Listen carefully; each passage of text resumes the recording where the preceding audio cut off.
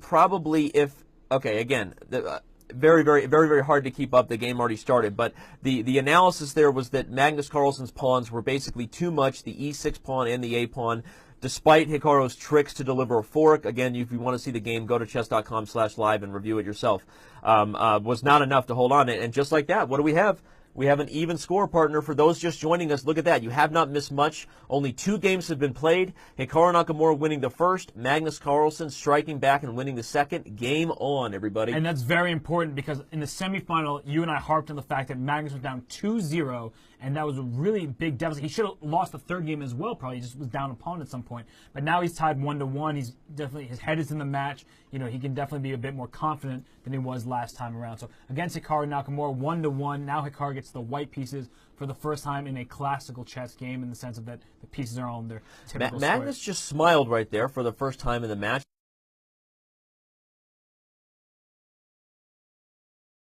Goes that we have Happy Hikaru right with us as well. They're buddies. I hang out with these guys all the time. Magnus is hilarious. The jokes that's coming out of this guy. But anyway, we just saw our first smile, and right now we're seeing the Dr. Evil finger by Hikaru Nakamura leave the screen. He's zoned in. That's Hikaru Nakamura look number 11. It's a slightly scrunched up look. Is he confident, or is he disappointed in his opponent? You never know. That's what makes him so great. Well, look at him. He likes the fact that black is what we call backwards C-pawn. That's what Magnus has dealt with. And the reason why it's backwards is that all the pieces are going to start barreling down on it, and unfortunately can't move forwards without being captured. So this is what both sides are playing for. White wants to stop the move pawn C7 to C5, and black wants to play that move, pardon me, and white wants to stop it. And just like as you said that, Magnus takes the risk of playing it. It's time, he says, to prevent my opponent from barreling down. These are details that are sometimes hard for new players to the game to follow. Why do they care so much about pawns? What about the pieces? Well, the pawns are the only pieces in chess that can't go back. Silly, right? But it's important because it means that every time you look at a pawn weakness, this guy who's under fire, he can't do anything about it without the help of the pieces. So you'll look at a lot of minor details at the highest levels are about positional chess, outplaying the weaknesses of the pawns and looking for your opponent to blunder tactically, blunder pieces. So that's just something to note. So right now, Magnus is going to have to defend these 2 pawns for the rest of the game. But if he does, there are pawns that are also restricting access to the center for squares that Hikaru might want to use. That's sort of the battle we have going here, is what's going to happen with these pawns. Are they going to be weaknesses, or are they going to be used eventually for Hikaru to get access to squares? And to add some chess terminology to it, these are called hanging pawns. And the reason they're called hanging pawns is exactly what Danny said. They cannot protect one another when they're side by side. And so the point is that white is going to go after them, and look at white's rooks. They're ready to barrel down. But as Danny said, a big problem for white's the pieces have restricted access. The knight would love to go to c4 if that pawn wasn't on d5. For example, if that pawn ever goes to d4, pawn d5 to d4, if that's committed, then the knight will just jump to c4 immediately and be very happy on that square. Absolutely, and we're going to see who ends up winning this battle.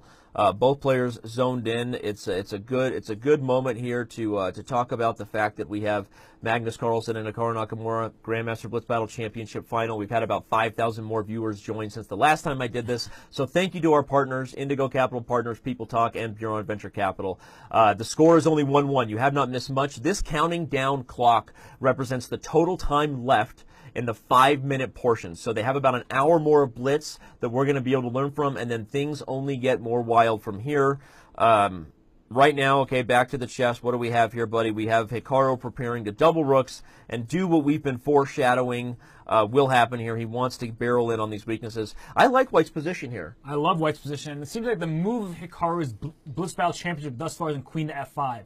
His queen seems to love that square, and it makes a lot of sense. It restricts the black pieces. It's going into enemy territory, and at the same time, it's applying pressure to that pawn on d5. So Hikaru Nakamura right now is doubling the rooks in the c file, putting the second rook, shifting it from d1 to c1, and there it's going to just really apply pressure, squeeze against that pawn on c5, and as we noted, if that pawn moves to c4, where it's well defended, the pawn c5 to 0 will be well defended, but then the knight will go from f3 to d4, gaining a new square to use. Phenomenal point. If this pawn pushes everybody, I'll just go ahead and show it because, hey, we have the ability We have the technology. Let's rebuild him. Show an example of what would happen if you landed a pony on a square like this. Completely dominant over the board. Knights thrive in positions where they're surrounded by pawns. And this bishop is basically a big Frankenstein, just taller than the other pawns, but not doing too much. So that's something to note about positional chess. Again, when a square becomes open, like I said with the pawns, again, for beginner, oh, look at that. Hikaru Nakamura, right as I said it, he trapped his own queen.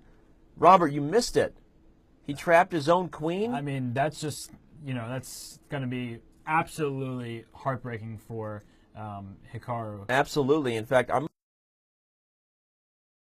going to go ahead and just bring up that game because I was talking about stuff, and I like, for some reason the game is not showing. Another good bug to report in front of 20,000 viewers is that right now, when I was making moves as a presenter, this game is active. As you can see the time, everyone please note it, but there's a bug here. I'm going to hard refresh and bet that fixes it. Bet that fixes it. And we should be able to see the game now as soon as it loads up. Give it a second, everybody. And there it is. So sorry for missing the opening. We see Magnus Carlsen repeating the King's Indian attack, a slightly different approach with the queen coming to a4. But hopefully everyone is making note of those issues there. Now, okay, so here Hikaru is still having to deal with the problem with this pawn coming to e5, and a similar thing we saw in the last game where Magnus launched a kingside attack and won. But let's highlight the fact that we now have a one-game lead, right? So Magnus Carlsen came out slow against Sasha Grishuk, and that ended up backfiring. He was down 0-2. Okay, he eventually won. How much did it backfire? Here he's not repeating that mistake. In our pregame talks, Robert, you and I highlighted that Magnus needed to get out of the gate faster because Hikaru Nakamura is probably the favorite in bullet.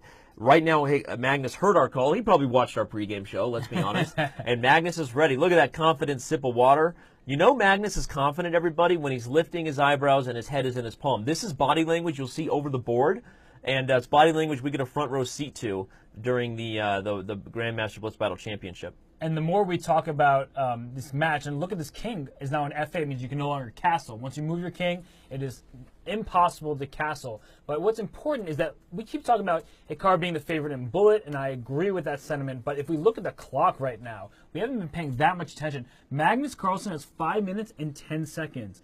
More time than he started with because of 2-second increment per move. Right. Hikaru down under 4 minutes. That's plenty of time. Don't get me wrong. But it just goes to show how comfortable Magnus is in these type of structures. And just for everyone watching, these games and the commentary will all be archived, so everyone can watch after the match. And during the 3-minute break between the segments, remember there's a 5-minute with a 2-second increment. That's what we're on now. Then there's a 3-minute portion coming up afterwards, and then finally the bullet, the 1-minute section. So they'll have a break, and we can go over some of the key moments from there. So nobody fret too much about missing things. I mean, the action is happening quite fast, and as I say that, Magnus goes into a long think. Yeah, and the time is going to be even, but that's a good point to point out. I mean, there's been a lot of discussion. Who really is the favorite in this match? We talked about it till we were blue in the face. Everybody has picked. Now, the polls on chess.com suggested that the fans, the members, by the way, the most active poll we ever had, about 15,000 members voted. The fans voted, and I'll bring up the percentages here. Magnus Carlsen will win in a close match, was about 7,000 of the votes, so more than 50% of this poll went in Magnus's favor for a close win. So we'll see if the members are right. And maybe it's because in the semifinal matchup, Carlsen had the fewest games played with just 24, while Nakamura played 32, which was the most in the GM Blitz Battle Championship. So far, it looks like in this game, well, I don't like Hikaru's king on G8, but at the same time, he's very defensive. I mean, I mentioned this as we discussed in the preview yesterday, and in Chess Center, Hikaru Nakamura is one of the most resourceful defenders ever. When he gets in trouble, especially in Blitz, he sees things very quickly. And right now, it looks very awkward. His rook on H8 is kind of trapped. Almost chess 960-ish. Exactly. It's entombed by the king on G8. You can only go to H7, which is not really a great square. It does protect from sacrifices with bishop takes H6, which is nice. And now the knight will come out to G6 and hit this bishop on F4. So black is trying to unravel, and we'll see if it's enough to survive this one. Interesting. In the last game we saw on this line, remember, Magnus was pushing. Hikaru simplified, went into a knight ending thing that he eventually got outplayed in. And we'll see if the story here is one that ends in the middle game for this king and all these pieces over here, or if, again, Hikaru is able to defend and head toward the end game. Quick shout-outs to everybody getting involved. Thank you to all 17,000 of you on Twitch and lots of people on chess.com. Want to remind you to get involved in the hashtag on Twitter. If you tweet something fun, we'll read it. Hashtag BlitzBattle, hashtag BlitzBattles, hashtag ChessTV. There's a lot of hashtags we're tracking. In fact, if you're using the new chess.com, and if you don't know that you are, just type chess.com/switch. You'll actually see that Twitter is embedded right in the chat, a really cool feature that we just added to chess.com/TV, so you can tweet and see your stuff right there. What's going to happen here? The queen relocated with a clear threat of h5 to kick this pony. Hikaru's a little frustrated right now. We see him leaning in. It's not quite angry, Hikaru. It's a little bit it's quizzical. Dejected and quizzical, and again, I would classify that Hikaru Nakamura look number 27.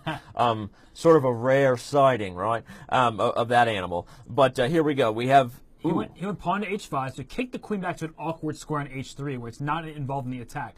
The big compromise that he's made is that now the g5 square is vulnerable. The bishop can go to g5 now for white, trying to trade those bishops, and then the knight will infiltrate. Now, but that queen on h3 is so misplaced. Really out of play. And not only that, c4 seems really useful. If this bishop can land here, we see that Hikaru trying to slowly unravel his pieces. And look at that. The queen comes to h1. I bet nobody guessed that move. That's a battery, which is a situation where you have a queen and a bishop, or a queen and a rook lined up on one line. That's called a battery in chess, like a battering ram. So look for some potential firepower there. Hikaru will have to be aware of tactics whenever he's facing a battery. But quite honestly, I don't believe in it. I think the move bishop to c5 now, for example, rerouting the knight to e7 at some point will be nice. You do have to be a bit careful because of that battery. There might be some kind of ideas where you remove the knight from f3 and then attack on that diagonal. But for now, I think Hikaru is doing quite all right. It's, you can consider taking on f4. It seems like Hikaru has not wanted to do that, capturing the bishop. Usually we like two bishops, right? In open positions. But that bishop on e7 is a little bit, it's not, you can go to c5, but it doesn't have the greatest feature. And the move that knight takes f4 allows g takes f4, which might open up the g file for a potential attack, and the pawn f4 can go to f5. So it's dangerous, but it's also dangerous, but it's also balanced. I think. I think probably the biggest takeaway from this position right now is the time. We look at Hikaru Nakamura once again, nearly a minute and a half behind on the clock, and that's not Hikaru Nakamura chess. If you look at how he won the Grandmaster Blitz battle matches against Maxime Vachier-Lagrave and Pentala Harikrishna, and boom, we're blundering the h5 pawn, or no, we're allowing it. Hikaru purposely allowing the pawn. He was in a think, closing his eyes. He sees the board just as well in his head. He decides that he needed to sacrifice that pawn in order to untangle, which, I mean, it puts Magnus Carlsen in the confident driver's seat with head in palm. But again, I'm just going to come back to the time. The time so far has suggested to me that Magnus is controlling the match, because Hikaru Nakamura, he usually plays faster when he's in control. Though that said, look at what's going on in this position. Suddenly, the e5 pawn is impossible to defend, Robert. Despite the hanging of the h5 pawn, Hikaru has sort of flipped the script a little bit. This bishop seems a little useless, like a big old pawn just sort of stuck in the middle here. Yeah, this knight is going to go to c5 and d3. And look at that dejected look right there. He threw his hand in the air because he is not happy. But look at that, and now he's shaking his head. He says, I'm up a pawn in this position, but I'm not happy with the decisions I've made because Black is getting control over what really matters. And a very important point to note is that we're heading potentially towards an endgame. And in an endgame, you're up a pawn sounds great, but with the 4 pawns against 3 on the king's side, you actually cannot create a pass pawn, which is essential in the endgame because there's doubled pawns. The more I look at this position, the more I feel like Hikaru's sacrifice of the h5 pawn was rather brilliant, honestly. Yeah. Because it's a move. How often do you give up a pawn with check and celebrate about it, right? but as Robert just said, look at these 4 pawns. Yeah, there's 4 versus 3, but tell me if they're useful. Right? And then you look at the position and on the queen side and the control that Hikaru gained to these light squares. and suddenly, Looks like okay, maybe Hikaru's shaking his head. He's angry that he's going to have to give up a draw. Oh, Whoa. Magnus says, no thank you, sir. I want more than just a piece. I want Bob Barker. I want the whole thing, baby. Yeah, and I'm trying to figure out where black should go now, because there are going to be some threats of knight f6 check. Followed by mate, Trying right? to sacrifice and get to, as you would say, Mate Town, USA. That's right. But unfortunately, it looks like it's going to fizz out to a draw. I shouldn't say unfortunately. It's been a very dynamic game. But Magnus has offered a draw, in fact, and Hikaru will accept. Interesting stuff, I guess, from a practical perspective. Look at Grandmaster Georg Meyer, active in the Guess the Move. Go play Guess the Move, everybody. Although I would put money on Georg Meyer to be, that's #1 in German, 2,700.